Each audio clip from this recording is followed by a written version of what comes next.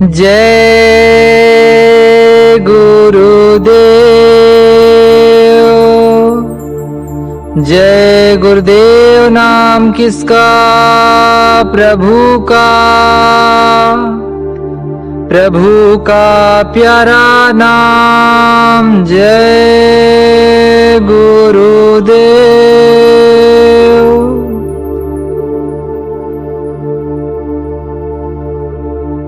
आप सभी मनुष्यों को सादर सप्रेम जय गुरुदेव। आज हम बाबा जय गुरुदेव जी महाराज की उन भविष्यवाणियों को आप सभी के समक्ष प्रस्तुत करने जा रहे हैं जो उन्होंने 10 जुलाई सन 1952 से लेकर 2012 तक उच्चारित किए। तो आइए जानते हैं बाबा जय गुरुदेव जी महाराज की वे भविष्यवाणियां जो वर्तमान परिवेश में 100% सत्य हो रही हैं। जय गुरुदेव।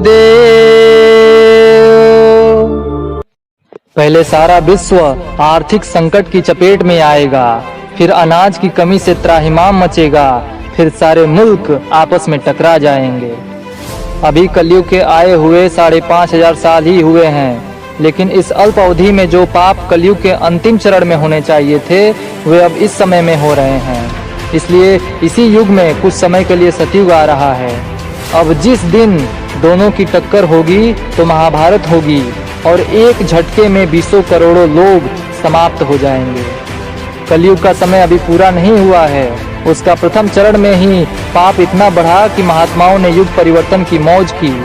इसी कलयुग में सतयुग आएगा और कलयुग जाएगा, उसके बाद फिर कलयुग लग जाएगा।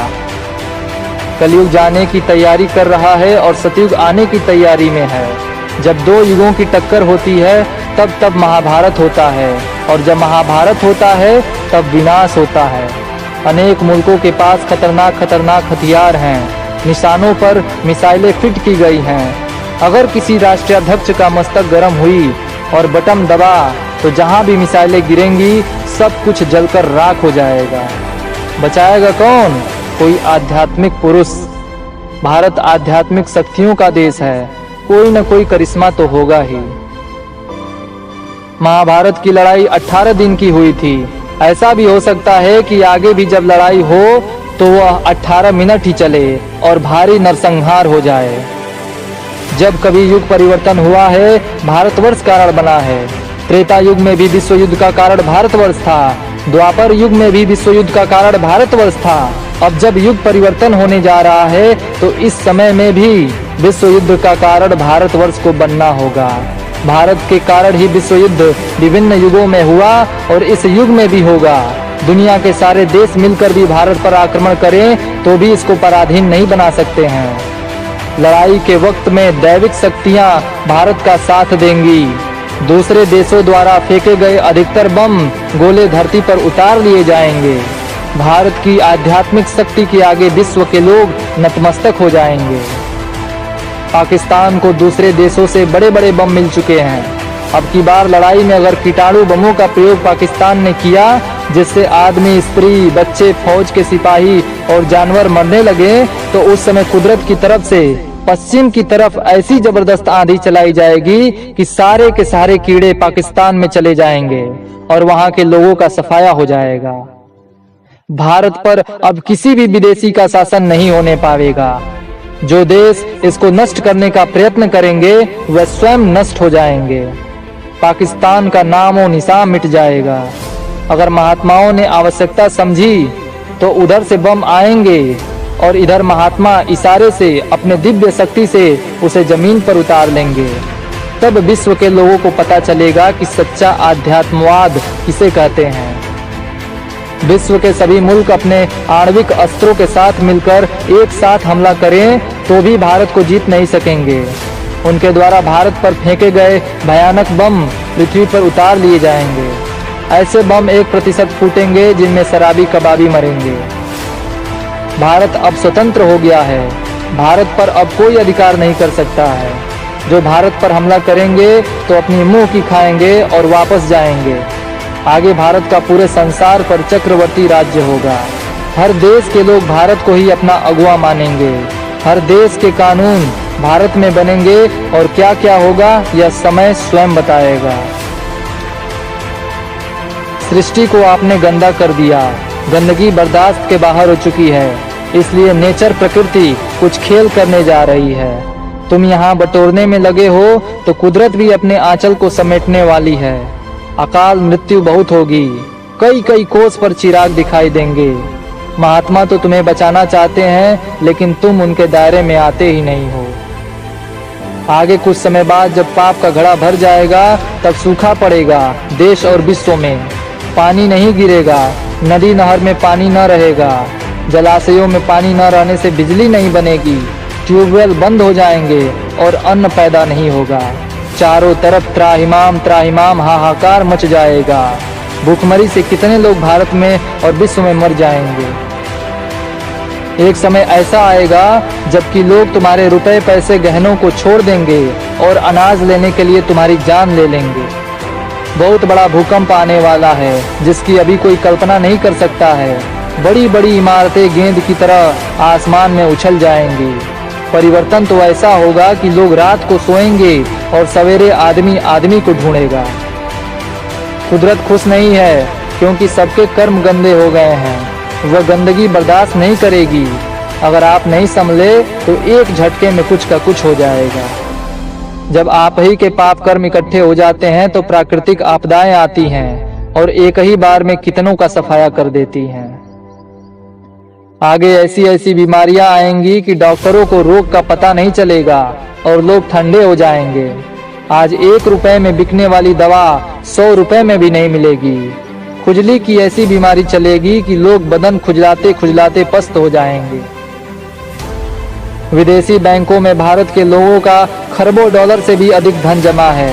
भविष्य में ऐसे लोगों की लिस्ट आउट की जाएगी। जिन लोगों ने जनता का धन धोखे से जमा कर लिया है वे उसे भोग नहीं पाएंगे। झूठ बोलकर, छल करके, धोखाधड़ी, लूटपाट, रिश्वत, ठगी करके धन संग्रह कर लिया। परिणाम क्या होगा? पाप का बोझ अपने ऊपर लाद लिया। वह उतरेगा कैसे? कुदरत बहुत कठोर है, वह तो पाई पाई का हिसाब कर देती है। तुम्हें अभी क्या मालूम कि क्या क्या होने वाला है। मेरी कोई भी बात गलत नहीं होगी और जो कुछ भी मैंने कहा है वह सब देखने को मिलेगा। भारत की बात छोड़ दीजिए, संसार के सभी देशों के लोग मेरी बातों को मानने के लिए मजबूर हो जाएंगे। तिब्बत, लंका आदि छोटे मोटे देश टूटकर भारतवर्ष में मिल जाएंगे और भारतवर्ष विश्व में सबसे बड़ा राष्ट्र होगा।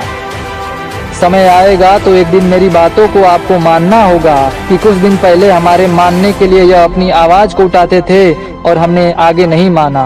मुझे आगामी समय, जैसा कि मैंने सुनाया कि कई जगहों पर भविष्य के बारे में बताया, अगर मनुष्य आज तुम नहीं मानते हो, भगवान की चिंता नहीं करते हो, तो हत्या, कपट, छल, झूठ, शराब, मांसाहार अपराध का फल आपके सामने आएगा।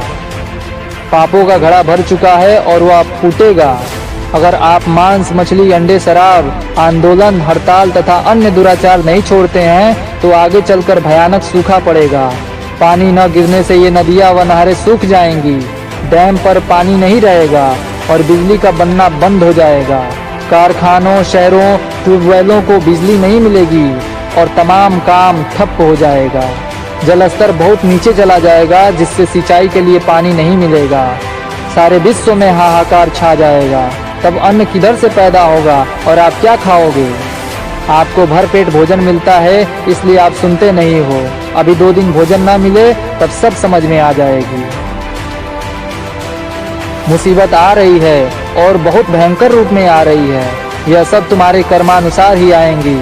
बाबा जी जो कुछ भी कहते हैं उसका उनको स्वप्न होता है, आभास मिलता है और देख कर कहते हैं। तुम्हें आगाह करने के लिए तुमको सुनाते हैं। मेरी बात पर ध्यान दो। शराब, अंडा, मांस, मछली, अखाद्य वस्तुओं का सेवन छोड़ दीजिए। बुराइयों की तरफ से मुंह मोड़ लें, धर्म के रास्ते पर आ जाइए।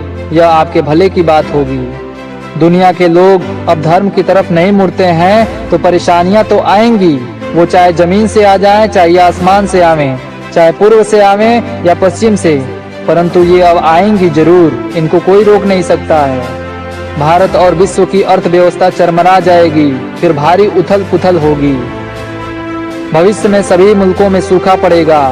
फलस्वरूप अन्न के बिना जीवन अस्त व्यस्त हो जाएगा। अन्न की कमी से राजा व रियाया में संघर्ष हो जाएगा। आगे विश्व में एक जनसंहारकारी क्रांति होगी, जिसमें दुनिया की आबादी घटकर बहुत कम रह जाएगी। भविष्य में धार्मिक संस्थाएं जो आध्यात्म से दूर हैं समाप्त हो जाएंगी। हिंदू हिंदू लड़ जाएंगे, मुसलमान मुसलमान लड़ जाएंगे, सभी मजहब वाले लड़कर खत्म हो जाएंगे। केवल सच्चा आध्यात्मवाद और मानव धर्म रह जाएगा। मुस्लिम राष्ट्रों में भारी कलह होगा, संसार के समस्त मुस्लिम राष्ट्रों में भारी संघर्ष होगा और अंत में मुसलमानों की संख्या बहुत कम रह जाएगी। जो बचेंगे वे शाकाहारी सदाचारी हो जाएंगे। मुसलमानों के खात्मे की बात उनके धर्म पुस्तकों में लिखी हुई है। उनकी पुस्तकों में लिखा है कि हिंदू धर्म में एक फकीर पैदा होगा जो देश और दुनिया को बदल देगा। वह फकीर सफेद पोशाक वाला होगा। जब वह अपने बहुत बड़े काफिले को लेकर कहरे दरिया अर्थात सरयू नदी को पार करता हुआ पश्चिम की ओर जाएगा तो मुसलमानों के खात्मे की शुरुआत हो जाएगी। पाकिस्तान और हिंदुस्तान में फिर लड़ाई होगी। चीन और अमेरिका में संघर्ष होगा। बहुत से शहर अमेरिका के नष्ट होंगे। अमेरिका में चीन के प्रति भारी क्रोध फैलेगा। मुंह तोड़ जवाब अमेरिका देगा और भारी जनहानि कर देगा। चीन में थोड़े लोग रह जाएंगे, उनकी सहायता भारतवर्ष करेगा। चीन पहले भारतवर्ष पर आक्रमण करेगा। तमाम मुल्कों में हलचल मचेगी, कितने ही देश समाप्त हो जाएंगे। छोटे छोटे देश आपस में लड़कर बड़े देशों में विलीन हो जाएंगे। नेपाल, वर्मा, पाकिस्तान, लंका, तिब्बत आदि आसपास के देश टूटकर भारतवर्ष में मिल जाएंगे। भारतवर्ष सबका अगुवा होगा। भारत एक शक्तिशाली राष्ट्र के रूप में उभरेगा और उसकी भौतिक और आध्यात्मिक प्रगति को देखकर विश्व के लोग दांतों तले उंगली दबाएंगे और अंततः उसे अपना गुरु मान लेंगे। अवतारी शक्तियों ने जन्म ले लिया है। जो शक्तियां ऊपर के मंडलों, स्वर्ग, वैकुंठ आदि से इस पृथ्वी पर आई हैं, वे सब मैदान में उतरने वाली हैं। उनका काम होगा अधर्मियों का विनाश करना और धर्म की स्थापना करना। समय बहुत खराब आ रहा है। तुम इस बात को सोच भी नहीं सकते हो कि क्या हो जाएगा। परमात्मा ने आध्यात्मिक शक्तियों को इस भूमंडल पर भेज दिया है और वे कृष्ण की तरह, राम की तरह अधर्मियों का खात्मा कर देंगी। इसलिए तुम अभी से समझ जाओ, इसी में तुम्हारी भलाई है। अब राम या कृष्ण को तीर, धनुष या चक्र, सुदर्शन चलाने की जरूरत नहीं पड़ेगी। सबके क्रिया कर्म की तलवार ही सफाया कर देंगी, फिर परिवर्तन हो जाएगा। बाबा जी सबको समझा रहे हैं, आगाह कर रहे हैं, मार्गदर्शन कर रहे हैं। जो बातों को मानेंगे उनकी रक्षा हो जाएगी और जो नहीं मानेंगे उनके लिए उन्हीं के कर्मों की तलवार उनके सिर पर लटक रही है। कोई क्या कर सकता है। पहले तो एक रावण था, अब तो घर घर में रावण है। जितने भी रावण हैं देश व दुनिया में, उन सबका खात्मा निश्चित है, वो बच नहीं सकते हैं। त्रेता का रावण भी बहुत बड़ा विद्वान था। उसके राज्य में बहुत वैभव था, सोने की लंका थी, फिर भी उसका नैतिक पतन इतना नहीं हुआ था जितना कि आज के लोगों का हो गया है। ऐसे रावण जहाँ भी होंगे अवश्य मरेंगे और दुनिया उनको देखेगी। भक्तों की रक्षा सदा से होती आई और अब भी होगी। यदि लंका में विभीषण की कुटिया बच सकती थी तो अब भी ईश्वर के मानने वालों और धर्म पर चलने वालों की रक्षा ऐसे भीषण समय में की जाएगी। प्रेमियों को चिंता करने की जरूरत नहीं है। भयंकर समय के कष्टों में परमात्मा का और महात्माओं का हाथ तुम्हारे सिर पर होगा। तुम भजन सुमरन में लगे रहना, अपने सतपथ से विचलित मत होना। वो परम पिता अंतर्यामी है, तुम्हारी जरूरतों को समझता है, उसी के अनुसार तुम्हारी रक्षा करता है। तुम भूख बर्दाश्त कर लेना, लेकिन कभी उससे रोटी मत मांगना। वैसे वह स्वयं ही बहुत दयालु हैं, जबकि दुनिया अपने ही कर्मानुसार आए हुए अकाल व कष्टों से पीड़ित होगी। उस समय पर अगर तुम्हें एक रोटी भी मिल जाएगी तो यह उस परमात्मा की कितनी बड़ी कृपा तुम्हारे ऊपर होगी। इसलिए तुम्हें चिंता करने की कोई बात नहीं है। जब ऐसा समय आएगा उसके अनुसार तुमसे सब कुछ बर्दाश्त करा लिया जाएगा। भारत में महान आत्मा का जन्म हो चुका है। उत्तर प्रदेश, मध्य प्रदेश, राजस्थान, हरियाणा, बंगाल, बिहार, गुजरात आदि में अवतारी शक्तियों ने जन्म ले लिया है। वे लड़के स्कूल कॉलेजों में पढ़ रहे हैं। कुछ ने विद्याध्ययन समाप्त कर लिया है। इनके अंदर काम करने की फुरहरी उठती रहती है कि कुछ कर दिया जाए, मगर इनको अपनी शक्ति का भी ज्ञान नहीं है। एक महान आत्मा जगह जगह घूमकर इनको इकट्ठा कर लेगी, फिर एकदम इनमें चेतना आएगी और ये काम करना शुरू कर देंगे। ये बच्चे देश व दुनिया का परिवर्तन कर देंगे। आगे समय बदलेगा और लोगों के दुख मिटेंगे। इसके पहले देश व दुनिया के लिए भयानक समय आएगा। जन हानि बहुत होगी। फिर शासन की बागडोर धार्मिक चरित्रवान लोगों के हाथ में चली जाएगी। उस समय सद्गुणों को अपनाने की होड़ लग जाएगी। सब सेवा, प्रेम, त्याग में विश्वास करेंगे। एक महापुरुष के निर्देशन में ये बच्चे काम करेंगे। महापुरुष की दया से देश में भावनाओं व चरित्रों का अमूल्य परिवर्तन होगा। चारों ओर संपन्नता और सुख छा जाएगा। कलयुग में कलयुग जाएगा और कलयुग में ही 1000 वर्ष के लिए सतयुग आएगा। एक ऐसा समय आएगा जबकि गांव के प्रत्येक घर में पूछा जाएगा कि खाने का राशन है कि नहीं। अगर नहीं होगा तो तुरंत दिया जाएगा। कोई भूखा नहीं सोने पाएगा। वृद्ध अपाहिजों का जिनका कोई सहारा नहीं है, उनके जीवन निर्वाह के लिए राजकोष से प्रबंध होगा। 1 रुपया सैकड़ा से अधिक कोई ब्याज नहीं लेगा। अमीरों का धन जबरन नहीं लिया जाएगा। शहर एवं कस्बों में जगह जगह जो बेकार की चुंगी घर बने हैं, वे भविष्य में खत्म कर दिए जाएंगे।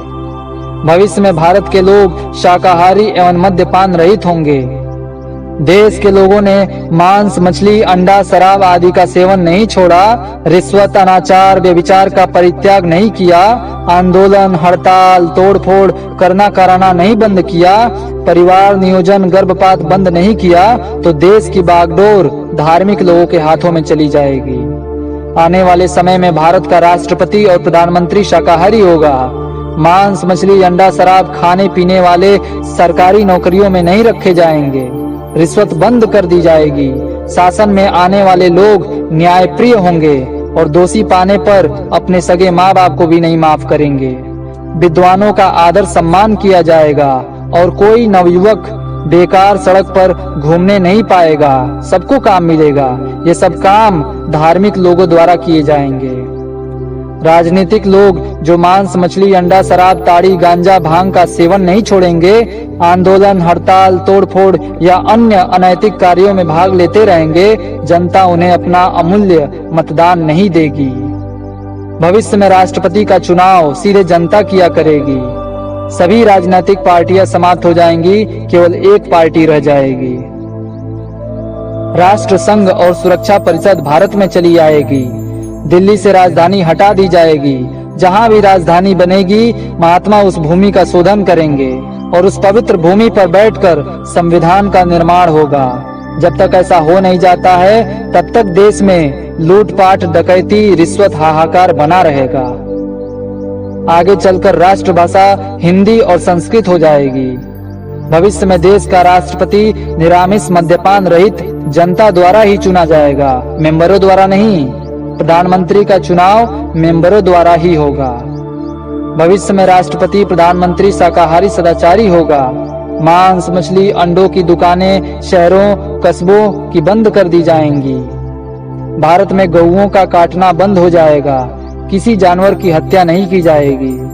भारत में नग्न सिनेमा सभी बंद कर दिए जाएंगे। चरित्र उठाने के लिए धार्मिक चित्र दिखाए जाएंगे।